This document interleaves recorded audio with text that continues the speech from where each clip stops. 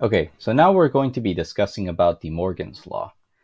Now, this is going to be a shorter video, but essentially this is what DeMorgan's law states. DeMorgan's law tells us how to continue on with complement of a when we have a complement of an expression.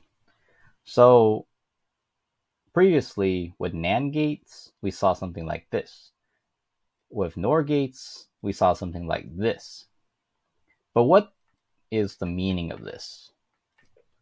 Well, according to De Morgan's law, AB and not AB means that we have the complement of it plus the complement of it, of this.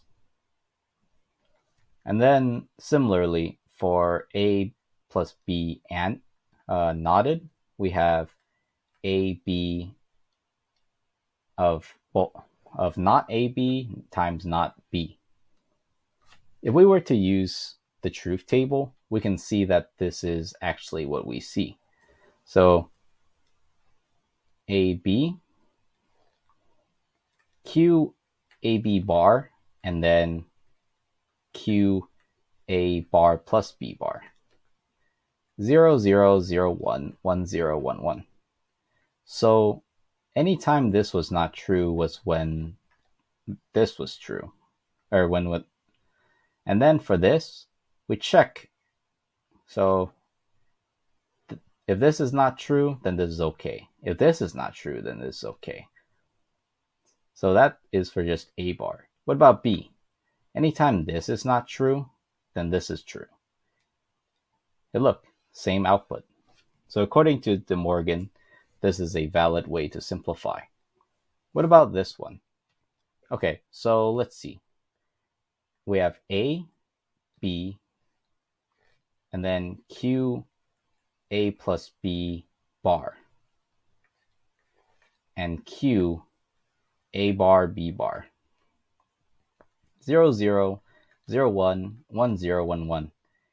With a NOR gate, we see that the only time that this statement was true was if both were false. What about for this? Well, A being 0 is true, but if B was not 0, then this would be false. So all these would be false, and this would be true. So De Morgan's law allows us to simplify the meaning of an expression that is complemented. And we're able to kind of see a few properties. So for any time we have A and B and they're knotted together, what we see is A becomes a complement of it. B becomes a complement. And the multiplication or the implied multiplication becomes a plus. And actually, similarly, A plus B bar, we're able to see the same thing. B goes to B bar, A plus goes to a multiplication. So that is in essence how we are able to simplify using De Morgan's law. Now, just to kind of explain a little further, in digital logic, we have what's called sum of products and product of sums.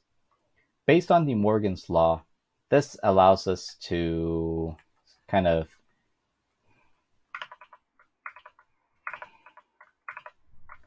so let's say we have this plus CD plus EF. This is what's considered as a sum of products. We have two products added all together. Or we have two products, or we have three products here added together. Using De Morgan's law, we're able to convert it into its product of sums, and we're able to simplify it a little further. Conversely, If we had a product of sums, something like this, for example,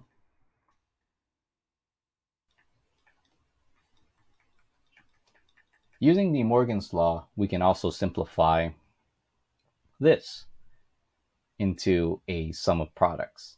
And the reason why we would want to do this is because sometimes one form is easier to look at than the other. And then lastly, here's the following property of De Morgan. If we have something that's already complemented, and we have something that's not already complemented, and we complement this, what we see is that we kind of push down the complement bar, and this becomes A plus B. This is important because this allows us to do NAND gate simplification and NOT gate simplification. So for example, we can use a NAND gate, and if we tie both inputs together, we can make this equivalent to acting like a NOT gate. Actually, similarly for a NOR gate.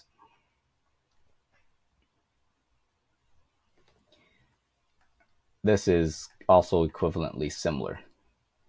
So with De Morgan's law, we can actually use this to simplify the number of logic gates that we have to use in a system, therefore cutting down on costs and saving us maybe a couple of cents, for example. Finally, in the next video, we'll wrap up digital logic and talk about its application, and also include a little special bonus about the experimental limitations of logic gates. Okay, thank you.